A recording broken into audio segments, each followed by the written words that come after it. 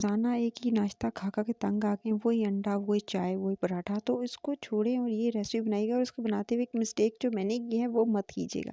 Recipe अच्छी लगे तो सब्सक्राइब, शेयर, लाइक मस्ट है। इस रेसिपी के लिए सबसे पहले आपको चाहिए कि प्याज।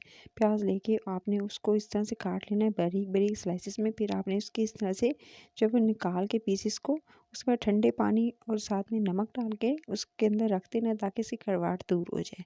फिर आपने एक अलग से बॉल लेना है और उसके अंदर शामिल करना है तोड़ के एक अंडा। अंडे के साथ हरा प्याज थोड़ा सा शामिल कीजिएगा। हरा धनिया आपने इसके अंदर शामिल करना है। साथ में आपने इसके अंदर हरी मिर्ची काट के थोड़ी सी शामिल कर देनी है। लाल मिर्ची का पाउडर या कुटी हुई लाल मिर्च थोड़ी सी शामिल कर दीजिएगा।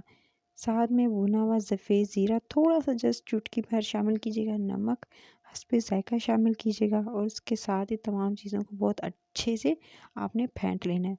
अंडे को अच्छे से फेंट लेंगे। फेंट लेने के बाद फिर आपने इसको एक तरफ कर देना है और एक पैन के अंदर शामिल करना है मक्खन।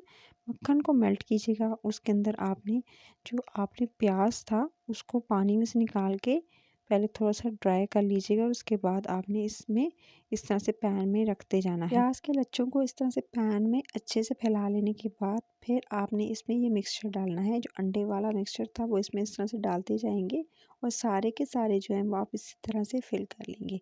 अच्छा, मिस्टेक की बात की थी मैंने आपसे कि मैंने कौन सी मिस्टेक की, तो मिस्टेक ये थी कि मैंने सिंपल क्या किया, मैंने थोड़ा एक्स्ट्रा डाल दिया था मक्खन, जिसकी वजह से क्या हुआ, मिक्सचर जो था वो सारा का सारा इस बाहर आ गया, यानी इस लच्छों से बाहर आ गया। उसको फिर मुझे एक ऑमलेट की शक्ल देनी पड़ी।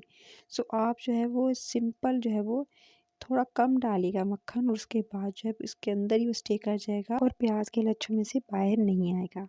ऊपर से डालनी है फिर आपने चीज़। अच्छा, चीज़ डालिएगा, मोज़रेला या चेडर दोनों का इस्तेमाल कर सकते हैं। चीज़ डाल के फिर आपने कवर करके छोड़ देना है ताकि चीज़ अच्छे से मेल्ट हो जाए। जब चीज़ अच्छे से मेल्ट हो जाएगी कुछ इस तरह से, तो चाहें तो आप इस पे थोड़ा सा जो है वो चिली सॉस, केचप डाल सकते हैं। उसके बाद इसको फ़ोल्ड करना है। फ़ोल्ड करके फिर आपने इसको सर्व करना है। रेसिपी अच्छी लगी तो लाइक, शेयर और चैनल को सब्सक्राइब मस्ट। अपना ख्याल रखिए। Take care.